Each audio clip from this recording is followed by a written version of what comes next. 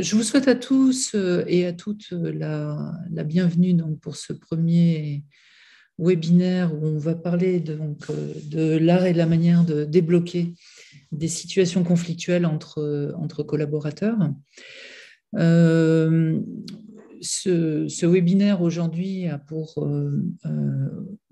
objectif de faire un effort de communication de ma part en profitant un peu de tout ce qu'on a pu apprendre pendant les périodes de confinement et avec Carole qui me donne un coup de main dans tous mes efforts de communication, on a eu l'idée de lancer ce premier webinaire. Et quand j'ai vu la liste des inscrits se remplir, j'étais très heureux parce qu'en fait, vous êtes très nombreux en fait. J'en connais beaucoup parmi vous et j'en ai formé certains il y a très longtemps, d'autres plus récemment, et d'autres un peu entre deux. Et puis il y a aussi des nouvelles personnes que je ne connais pas et que je suis très heureux de pouvoir accueillir pour cet échange aujourd'hui. Alors, du coup, c'est pas très facile, c'est pas évident pour moi de trouver le juste niveau d'information à partager avec vous pendant cette heure d'information et d'échange que nous allions faire. Et j'ai pris un parti pris qui était en me disant, mais que m'inspire cette question? Comment débloquer une situation conflictuelle entre collaborateurs? Et en me disant, qu'est-ce que j'ai dans la tête? Qu'est-ce que j'ai envie de répondre aujourd'hui à cette question? Je vais voir comment je vais procéder, qu'est-ce qui va venir? Je me suis mis à écrire pendant cette semaine. Alors peut-être pour certains, ça va paraître un petit peu technique. Néanmoins, il y a les éléments clés de l'approche de Palo Alto qui vont apparaître. Et puis, si vous avez envie d'en savoir davantage, je vous inviterai à vous inscrire à une soirée découverte en fait du modèle où là, la vocation sera plus pédagogique en fait à l'occasion de ce moment. Et pour les autres, j'espère que ça vous challengera un peu dans toutes vos pratiques actuelles du modèle de Palo Alto, parce que c'est aussi l'occasion un peu de remettre en perspective ce que vous avez pu faire. J'ai structuré mon exposé en trois parties, j'ai envie de dire.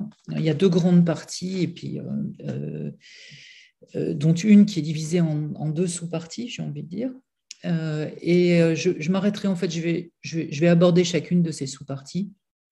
Et puis, on s'arrêtera un moment si vous avez des questions à poser. Voilà. Je pourrais aussi partager mon écran parce que j'ai préparé un board sur Klaxoon. Alors, je ne vais pas vous demander d'aller sur Klaxoon, mais je vous partagerai mon écran parce que là aussi, ce n'est pas très évident sur le plan ergonomique, le fonctionnement de Klaxoon.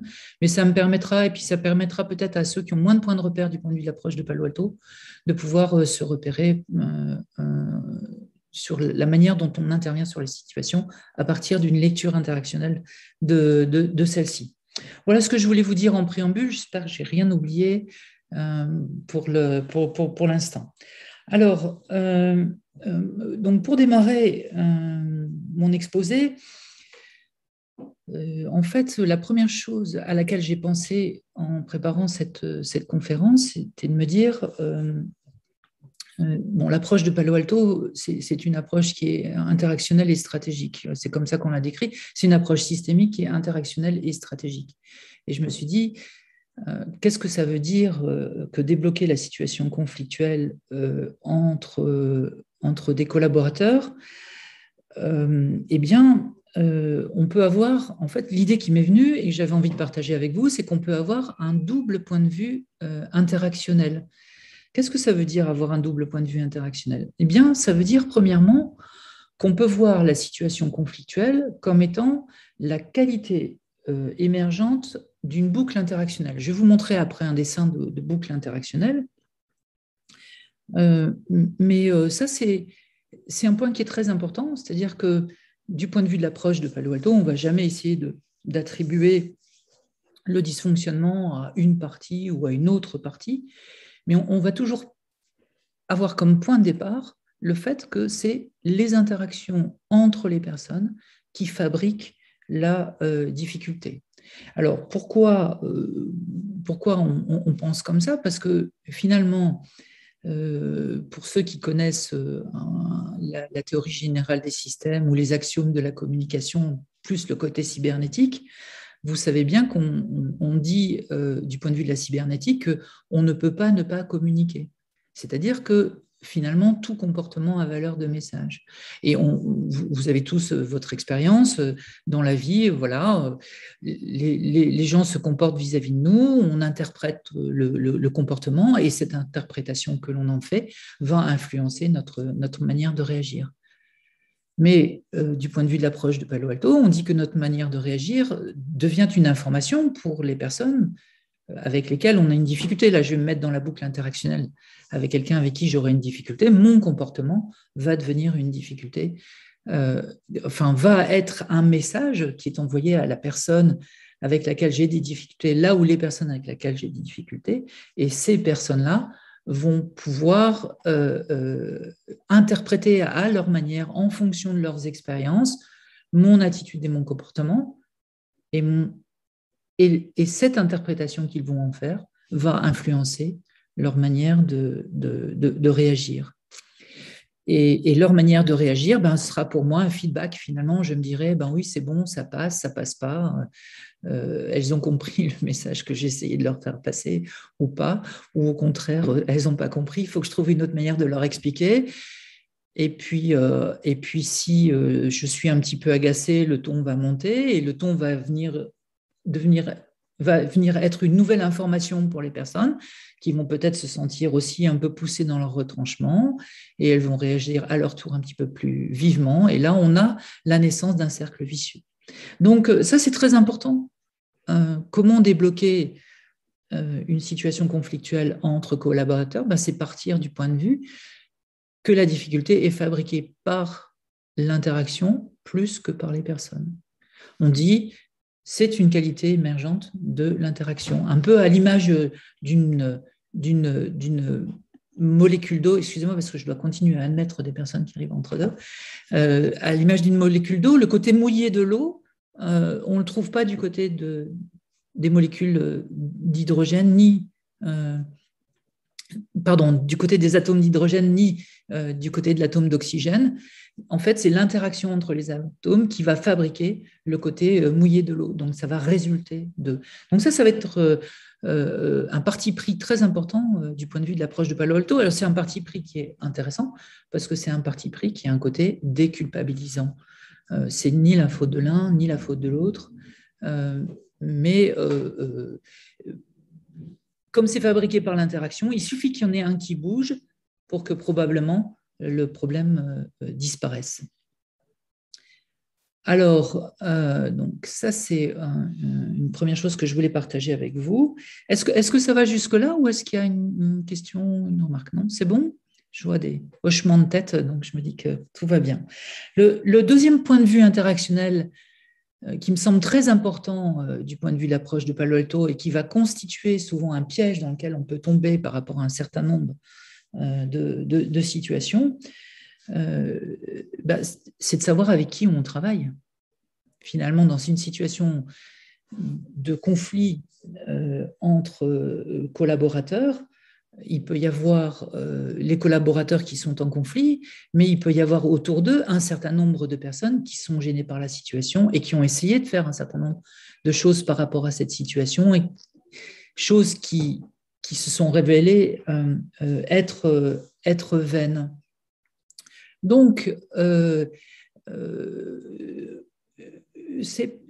envie de dire, ce n'est pas nécessairement ceux qui posent problème qui vont être les premiers partenaires pour la résolution d'un problème de difficulté relationnelle entre collaborateurs.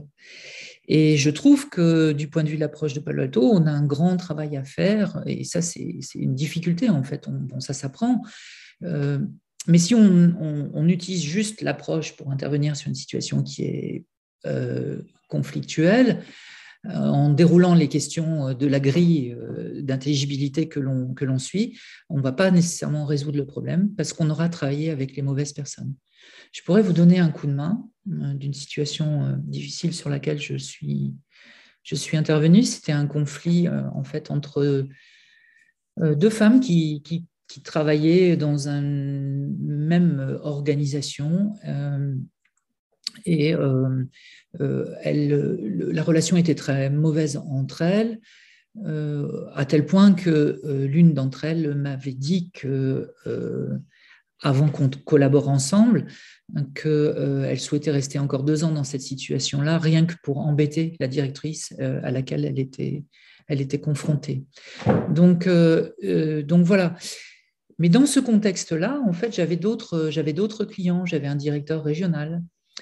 Et donc, il a fallu que je vois si lui était embêté ou pas par la situation, si lui souhaitait faire quelque chose vis-à-vis de cette situation. Et à un moment donné, il fallait qu'il soit aussi mon partenaire pour pouvoir mettre en place un cadre qui renvoie, en fait, un cadre dans lequel il allait dire « moi, je veux que cette situation cesse ». Parce que si cette situation ne cesse pas, je vais être amené à changer l'organisation du travail. Ça veut dire vous changer de responsabilité les unes et les autres.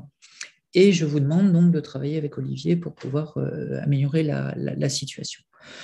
Donc finalement, dans une situation qui est une situation conflictuelle, il y a les 2 personnes qui sont en conflit qui peuvent être potentiellement des partenaires pour un changement de cette situation.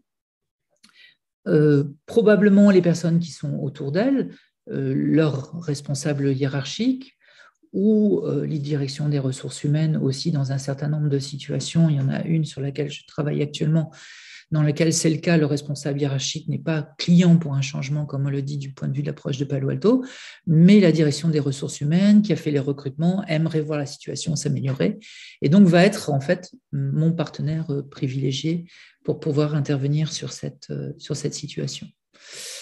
Peut-être ce que je pourrais faire, c'est vous montrer un dessin, ce serait plus parlant de comment on intervient par rapport à la boucle interactionnelle. Je vais le faire de suite. Alors, je vais partager mon écran. Et là, qu'est-ce que je peux partager avec vous? Alors, attendez. Ah oui, excusez-moi. Voilà, je vais... Alors, juste une seconde, je recommence. Oh, j'ai peur de vous avoir perdu. Ah non, c'est bon, vous êtes là. Alors, je repartage mon écran. Au secours, il est caché. Comment se fait-il que je n'arrive pas à l'attraper? Mince. Alors, pourtant, je le vois bien ici. Excusez-moi, je suis désolée. En fait, je ne le vois pas apparaître dans la liste des documents que je peux partager. Je réessaye une dernière fois et puis sinon, ah ben voilà. Je pense, voilà. OK. Voilà, hop.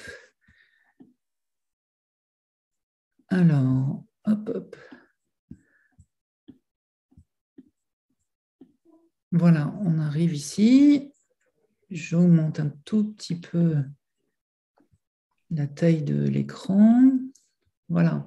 Donc voilà, en fait, à l'écran, une boucle interactionnelle, je me prenant une situation difficile entre un collaborateur qui s'appelle Alain et un autre collaborateur qui s'appelle Bruno. Donc, ce que je vous ai expliqué pour commencer mon exposé, c'est que l'attitude et le comportement d'Alain, pour Bruno, c'est une information que Bruno va décoder et qui va influencer sa manière de réagir. Mais la manière de réagir de Bruno devient une information pour Alain, qu'Alain va décoder et qui va influencer sa manière de rétroagir, en fait, qui va devenir une rétroaction, une rétroinformation pour Bruno, et ainsi de suite. Et donc, on a là la naissance d'un certain nombre de cercles vicieux. Donc, cette situation-là est une situation dans laquelle Bruno avait été recruté pour un job, et puis Alain n'arrivait pas à lui laisser la place. Et Bruno avait fait de nombreuses tentatives de solutions pour essayer de résoudre le problème un peu en vain. Il en avait même parlé au directeur général. et le directeur général avait dit qu'il soutenait Bruno dans cette situation. Donc en fait, on a là aussi, je vais essayer de les dessiner, des interactions finalement entre le directeur général et le couple ou la paire Alain et Bruno. Et c'est à ce titre que, d'un point de vue interactionnel et stratégique, à un moment donné, qui est le plus embêté dans cette situation? Est-ce que c'est le directeur général? Est-ce que c'est Alain? Est-ce que c'est Bruno?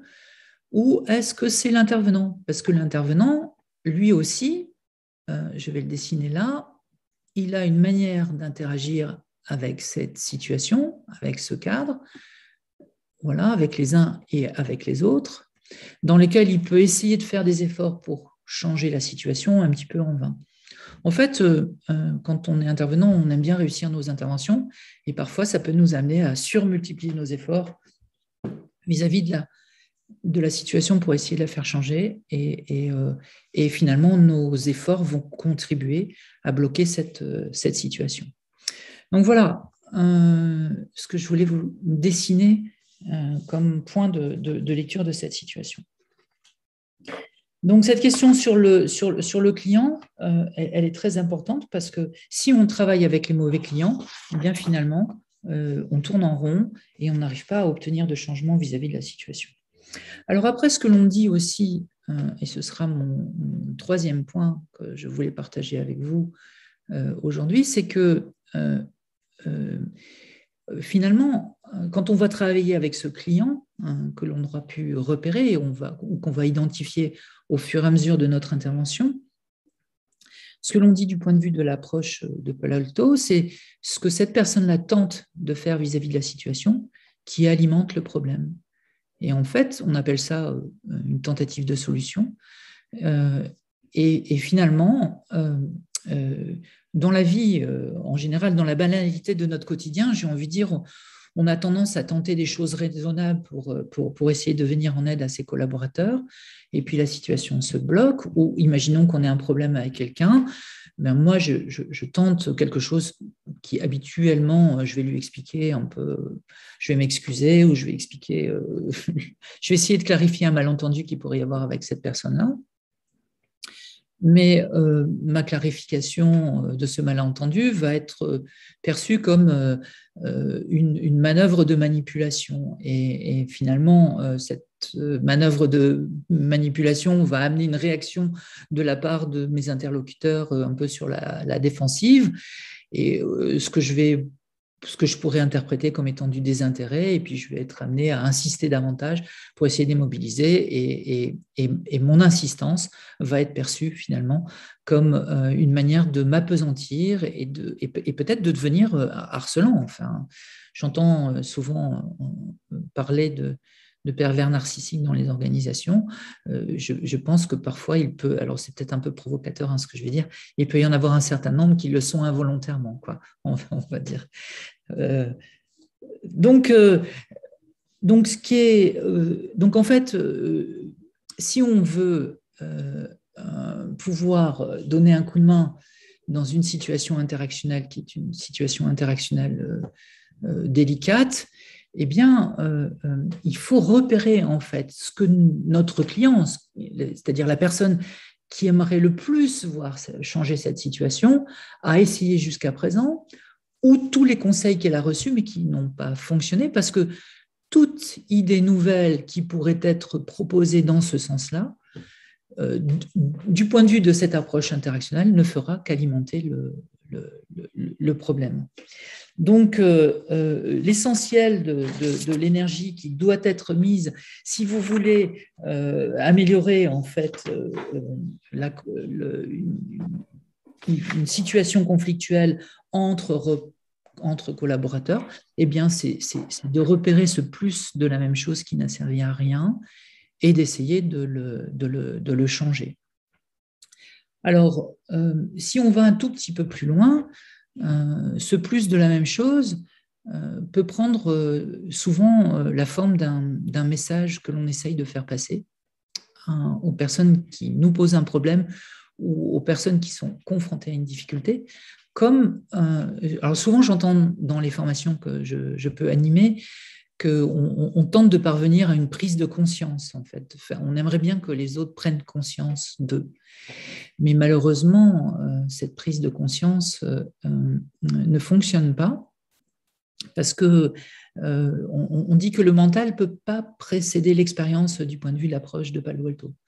Et en fait, c'est souvent cette prise de conscience à laquelle on essaye d'arriver qui nous amène à multiplier nos efforts pour essayer de résoudre un peu en vain la situation à laquelle on est confronté.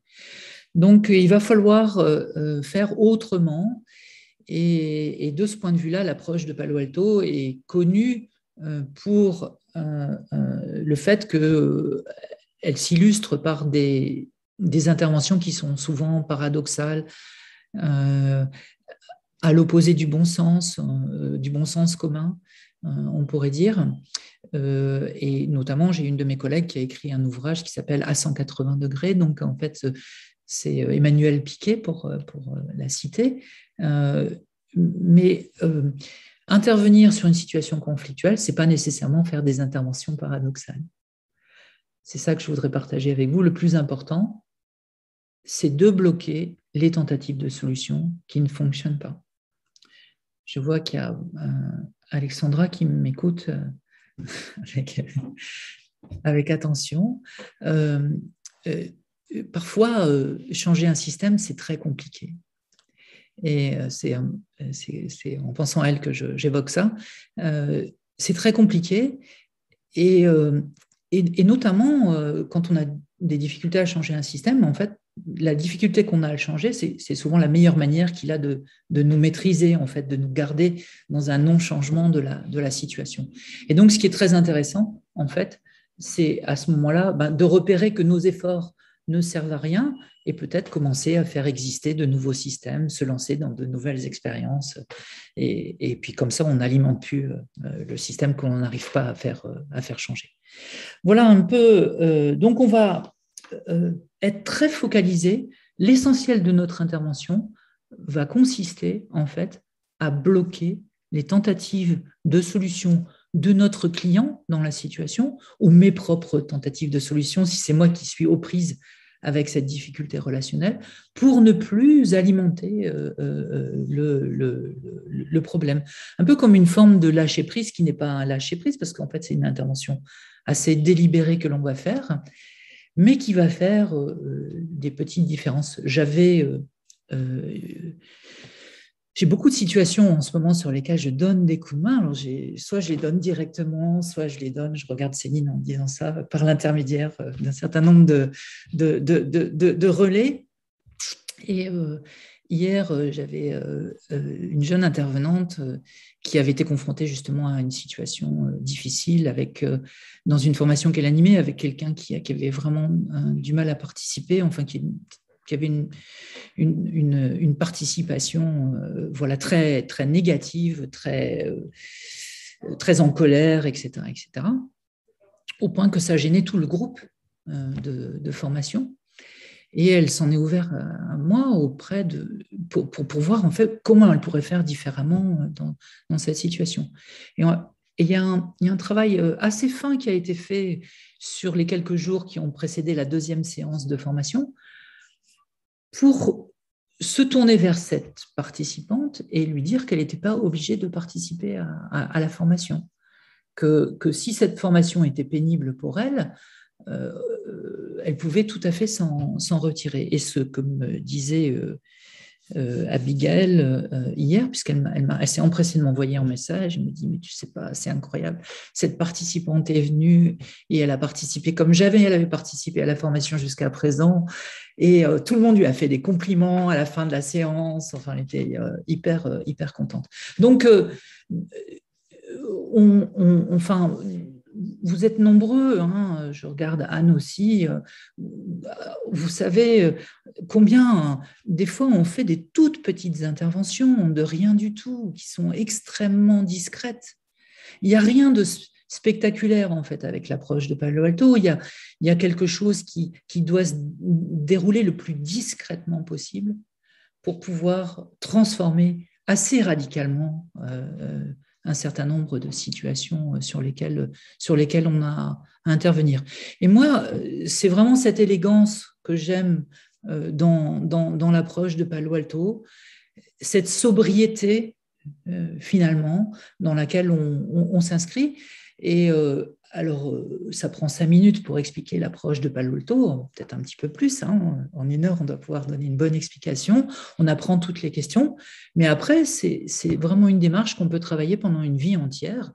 Et j'ai coutume de dire au cours de mes formations que moi, j'ai le sentiment d'avoir du boulot pour les 150 ans qui viennent encore, hein, parce que je suis gourmand et je n'ai pas prévu de m'arrêter de sitôt. Et je regarde Véronique, d'ailleurs, avec Véronique, on travaille l'approche de Palo Alto depuis plus de 15 ans maintenant.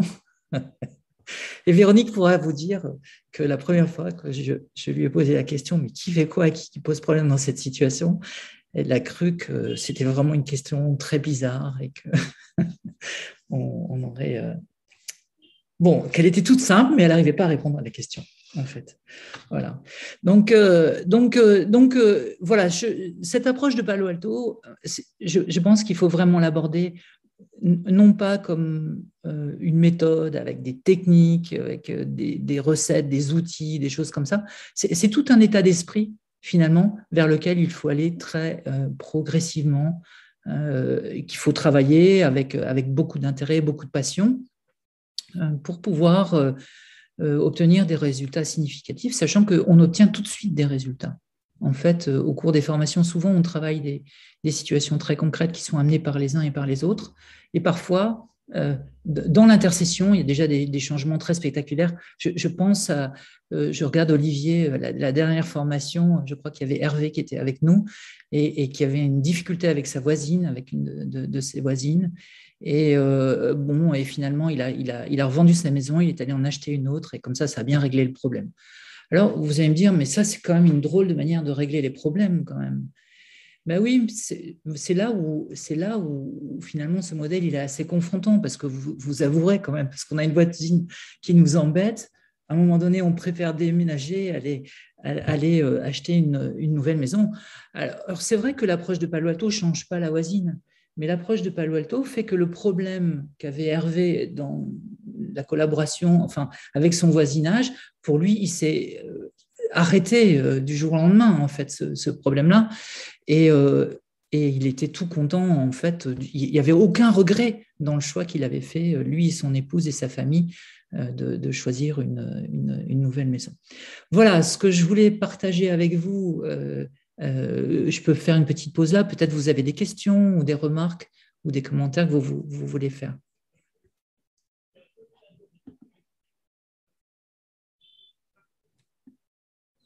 Qui se lance ?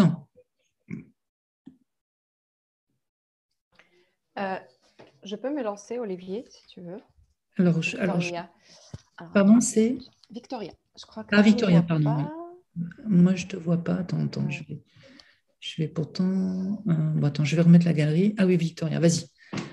Alors, en fait, je me demandais, là, comme ça, fraîchement, en t'entendant, je me dis, quand tu dis qu'il faut bloquer les tentatives de solution, donc pour proposer autre chose de nouveau, c'est comme si adopter un comportement nouveau était facile. Et je me rends compte dans mes petites expériences, toutes bêtes, même avec ma fille, interaction, etc., c'est qu'au moment du problème, je sais qu'on fait la même chose, je sais que la boucle est là. Et en fait, il y a quelque chose qui me retient dans ce comportement, quelque chose de cher, en fait, qui fait que je veux continuer. Enfin, je choisis, en fait, de continuer ma tentative de solution qui, je sais, va amener à l'échec. Donc, oui. Ouais. Donc, Victoria, alors, il y a 2 éléments de réponse à ta remarque. Le premier élément de réponse à ta remarque, c'est que je crois que c'est pas très facile de s'appliquer à soi-même l'approche de Palo Alto, quand même, par rapport à un certain nombre de situations. Je dis souvent, soyez attentifs à vos tentatives de solution. Moi, ça m'a donné de sacrés coups de main dans la vie. Mais aujourd'hui, il m'arrive encore d'insister sur mes propres tentatives de solution, moi aussi avec les enfants, parce qu'on est pris émotionnellement dans la situation. C'est pas très évident. Donc c'est sûr que quand on va demander de l'aide à l'extérieur, c'est plus facile pour réaliser un certain nombre de changements. Ça c'est un élément important, qui compte. Et puis, il y a un deuxième élément qui peut compter aussi, c'est qu'il y a bon nombre de situations, et ça, c'est un cap important dans cette approche, il y a bon nombre de situations dans lesquelles on n'est pas épuisé, on n'a pas encore épuisé nos tentatives de solution. Et en fait, tant que les gens n'ont pas épuisé leurs tentatives de solution, ils ne sont pas prêts à faire différemment. Donc moi, une partie des interventions paradoxales que je peux réaliser, je peux dire aux personnes, j'ai un doute sur le fait que ça fonctionne, mais c'est important que vous le vérifiez. Et quand les personnes vérifient que ça ne marche pas, tu vois, je vais pas lutter pour convaincre qui que ce soit de faire différemment. Parfois, je fais des interventions qui sont des interventions extrêmement discrètes, presque sous-marines, j'ai envie de dire, à l'insu des personnes que j'accompagne, parce que ces expériences nouvelles vont leur permettre de vivre une expérience nouvelle dans l'interaction. Je donne un exemple. Une fois, j'ai accompagné un consultant interne qui ne coûtait rien. C'était un reproche que tout le monde lui faisait. Et moi, je me suis dit, ça, c'est le sens des tentatives de solution. Tout le monde passe son temps à lui dire, tu dois écouter, tu dois écouter, tu dois écouter. Et donc, si moi, je vais dans ce sens-là, je ne vais faire qu'alimenter les tentatives de solution. Et donc, je lui ai dit, Vincent, je ne comprends pas bien ce qu'on vous reproche. Est-ce que vous pourriez faire une petite enquête pour moi pour m'expliquer, justement, vous, la différence que vous faites entre les moments où vous écoutez correctement et les moments où vous n'écoutez pas correctement? Mais en fait, en lui donnant ce petit travail d'observation à faire, ça l'a mis dans une situation d'une écoute différente. Et ce qui est magique, j'ai envie de dire, avec l'approche de Palo Alto, comme le problème est fabriqué par l'interaction, dès que l'un bouge son comportement dans l'interaction, alors le problème disparaît. En fait. Et c'est ce qu'il m'a dit. Il m'est arrivé des tas de trucs bizarres. J'ai eu des bonnes relations avec un tel. C'est vraiment étonnant. Je ne sais pas bien ce qui s'est passé. J'ai dit, moi non plus, je ne comprends pas bien. Il faudrait poursuivre le travail encore pendant 15 jours, histoire d'enraciner un peu mieux, en fait, le changement. Merci. Donc, il y a une histoire de bascule quand les tentatives de solution sont épuisées, c'est ça? Ouais. Donc, si tu bosses ça à titre personnel, moi, je pense que le premier réflexe que tu dois avoir quand tu multiplies tes tentatives de solution, le premier réflexe que tu dois avoir, c'est de te dire, je suis en train de multiplier mes tentatives de solution, il faut que je trouve une idée pour faire différemment, mais pas pour arriver au même résultat. Quelque part, il y a un renoncement peut-être par rapport au résultat sur lequel il faut être. D'accord, merci. Est-ce qu'il y avait une autre remarque, une autre question? Ou un autre témoignage?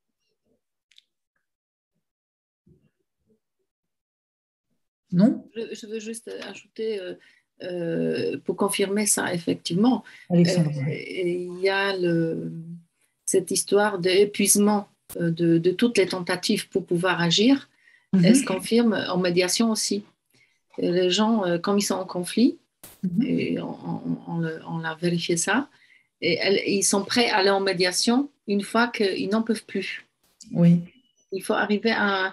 Si on arrive en médiation, par exemple, en tant que médiateur, juste au début de conflit, ça ne marchera pas. Les gens vont penser qu'ils peuvent encore arriver eux-mêmes de résoudre les problèmes. Donc, ils ne vont pas s'en saisir. Donc, en fait, aussi, on voit bien qu'il y a un timing aussi en médiation d'attendre jusqu'à un moment où les personnes ont exploré absolument toutes les tentatives, où ils se sont usés complètement pour pouvoir intervenir. Exactement. Et donc, il faut avoir la patience d'attendre. En fait, le temps doit être un allié pour les intervenants. Je veux dire, à chaque fois qu'on essaye de compresser, qu'on essaye de raccourcir la transformation des situations, parfois, on contribue davantage à les bloquer.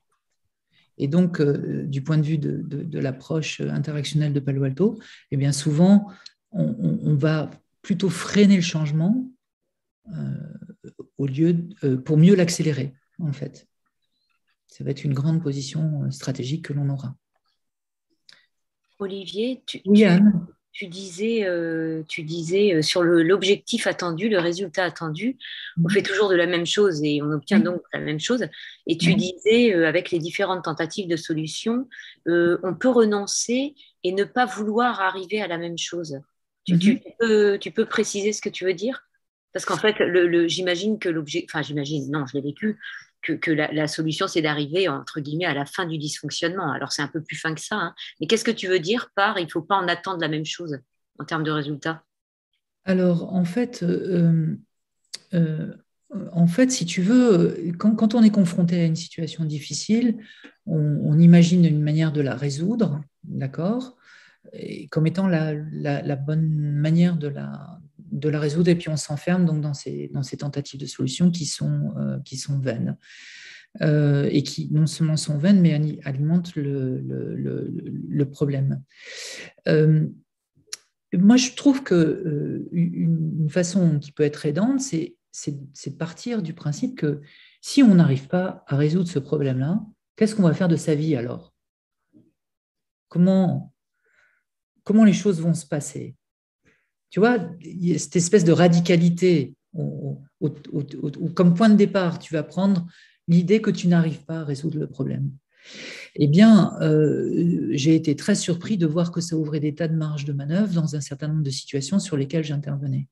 Notamment, toutes ces situations qui sont des situations managériales, dans lesquelles il y a un manager qui essaye d'obtenir du changement chez ses collaborateurs et ça ne fait pas bouger les choses.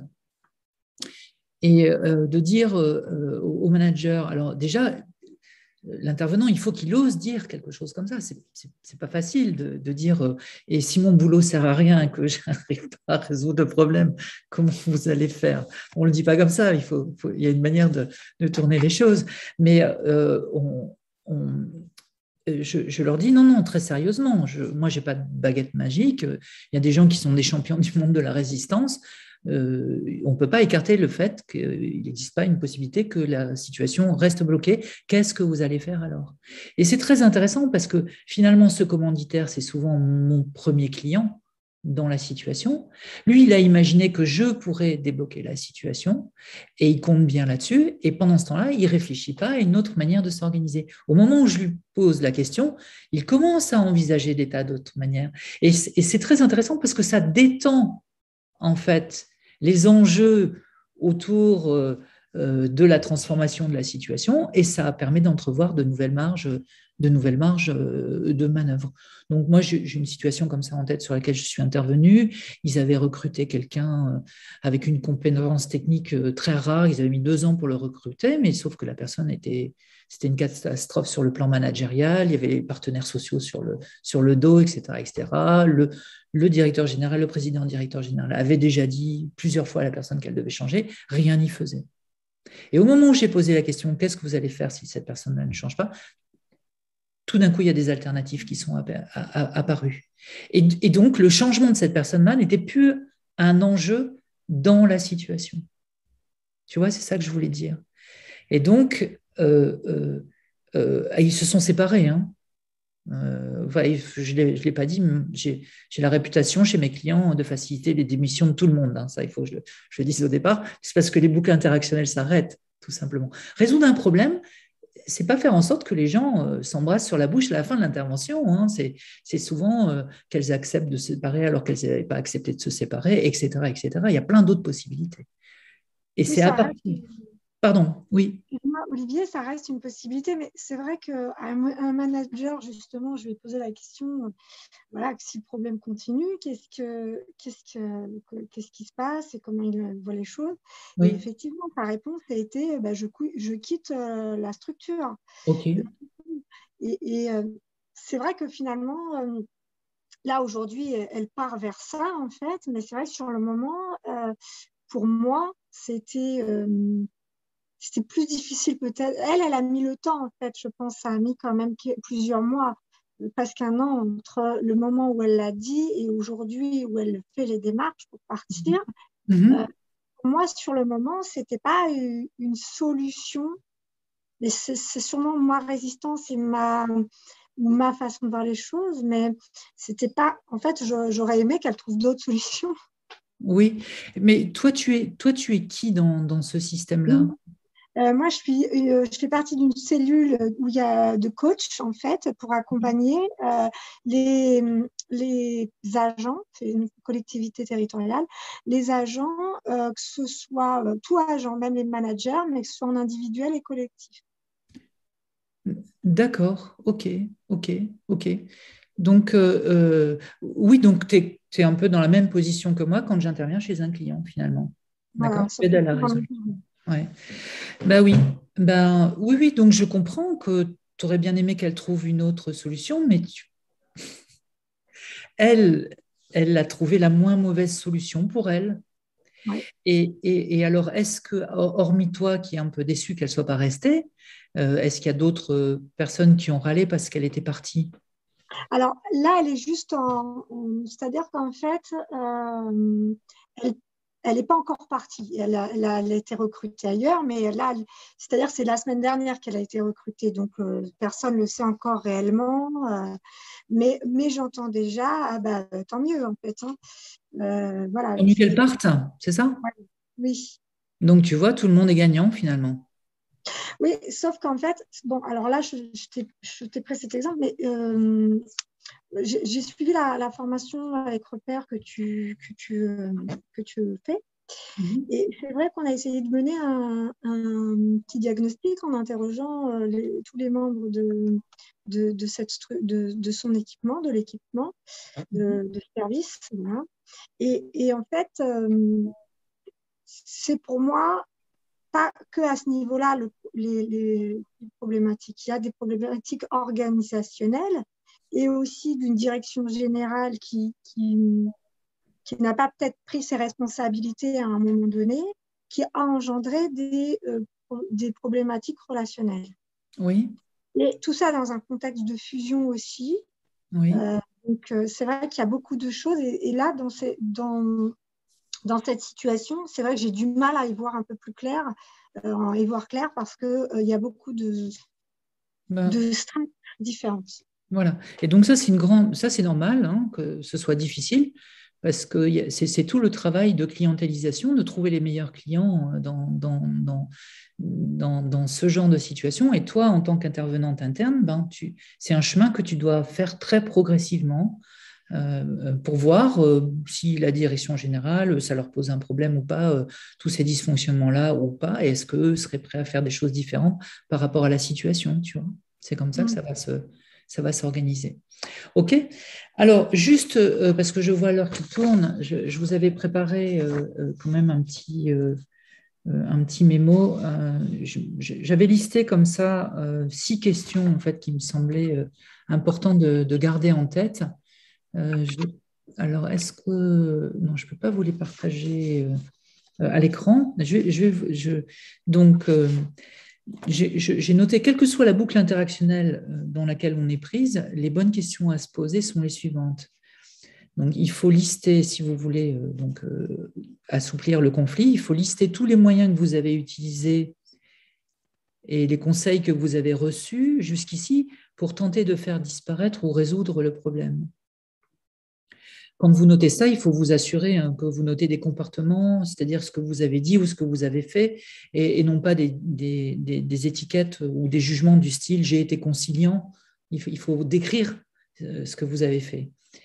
Et après, vous devez identifier le dénominateur commun à toutes ces solutions tentées, c'est-à-dire qu'est-ce que j'essaye de faire et qui ne fonctionne pas, quel est le message fondamental que j'aimais et qui devrait être fait ou pas, en fait. Puis vous résumez ça dans un message que vous essayez de faire passer dans la situation et qui n'est pas entendu par les uns et par les autres. Et donc, souvent, et c'est possible d'exprimer ce message sous forme d'une injonction. Hein. On dit aux autres, tu dois, tu devrais, tu ne dois pas, tu ne devrais pas, il faut, ou donne-moi, ou travaille, ou change, ou arrête de jouer à la PS4. Ça, c'est pour avec les ados. Hein. Voilà. Ça ne marche pas, je vous assure. J'ai essayé pendant des années, des années. Le problème, c'est la solution que vous avez adoptée jusqu'ici, maintenant, et il s'agit de définir ce que vous pourriez faire à la place à partir de ça. Et donc là, il y a cette espèce de radicalité dans laquelle il faut se mettre. Victoria, je pensais à toi. Ce serait quoi l'opposé de ce que vous avez fait jusqu'à présent et qui n'a pas fonctionné et qui représenterait... Je pense que voilà, c'est une espèce de réflexion dans laquelle il faut s'inscrire à ce moment-là pour essayer de trouver un petit pas de côté, peut-être juste un petit pas de côté qui pourrait améliorer la situation.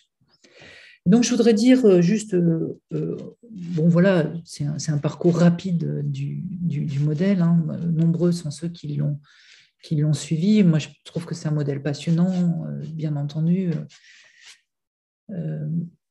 Sabrina, ça fait longtemps que tu t'es formée toi aussi, et donc j'espère que tu l'as bien mis en pratique depuis le temps. Et en fait, ce qui est déjà, c'est pour ça que j'ai insisté sur ces 2 points aujourd'hui, parce que passer d'une logique d'arbitrage à laquelle on est habitué à une logique circulaire, c'est déjà une première difficulté. Passer d'une logique d'explication, parce qu'on passe notre vie à essayer d'expliquer pourquoi les problèmes existent, c'est difficile de passer à une logique de description. Plus on va décrire ce qui pose problème, plutôt que chercher pourquoi le problème existe, plus en fait on va faire d'intervention par rapport à la situation. Bloquer les tentatives de solution plutôt que de rechercher un remède miracle, ça va être aussi le chemin qu'on va emprunter du point de vue de l'approche de Palo Alto.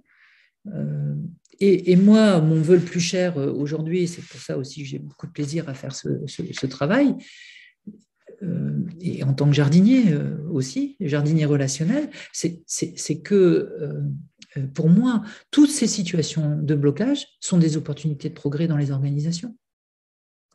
Si tant est qu'on les aborde d'une manière plus constructive, c'est-à-dire moins culpabilisante ou moins arbitrale, j'ai envie de dire, alors on a tout un ensemble de personnes sous la main pour transformer des points du fonctionnement de l'organisation, pour comprendre pourquoi les gens sont bloqués dans une situation, en fait.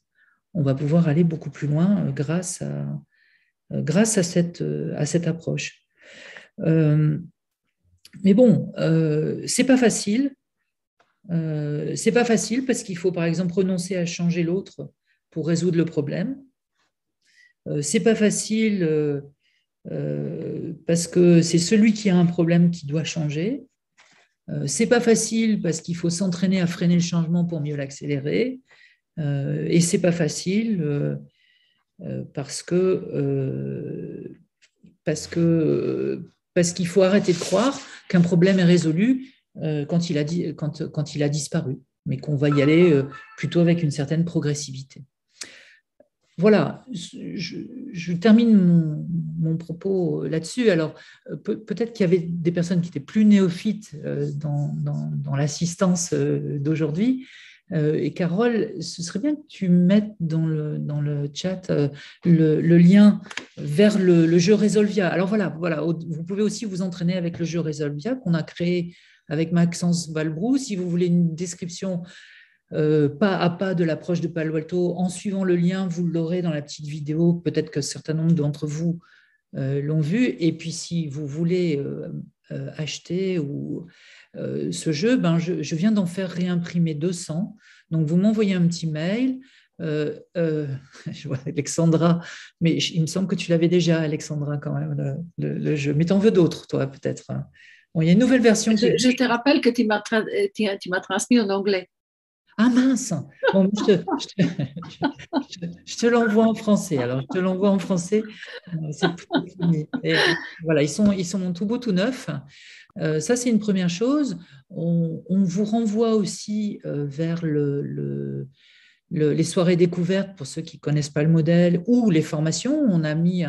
Carole a mis un lien vers le catalogue de formation, puisque là, j'essaye d'augmenter comme je passe Calliope et que c'est un peu compliqué le passage à Calliope, je me rends compte que je suis obligée de développer des formations pour mon propre compte avec le plus grand plaisir, parce que finalement, ça nous permettra d'être entre passionnés de l'approche de Palo Alto et on pourra encore plus se dépenser, s'éclater sur ces situations qu'on va étudier. Ce serait ça mon mot de la fin.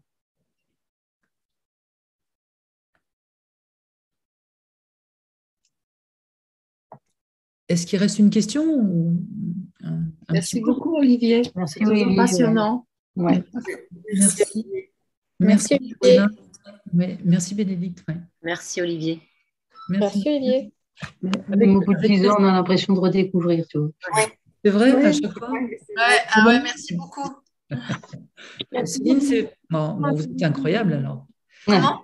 Vous êtes incroyable si vous redécouvrez encore à chaque fois le modèle. Ouais, mais expliquer comme ça en 3 quarts. Enfin, moi, je trouve que c'est intéressant de l'expliquer, d'avoir la photo complète en fait, de façon synthétique, parce qu'après, moi, j'ai l'impression des fois de me perdre un peu dans les méandres et là en tout cas pour moi, j'ai trouvé ça utile.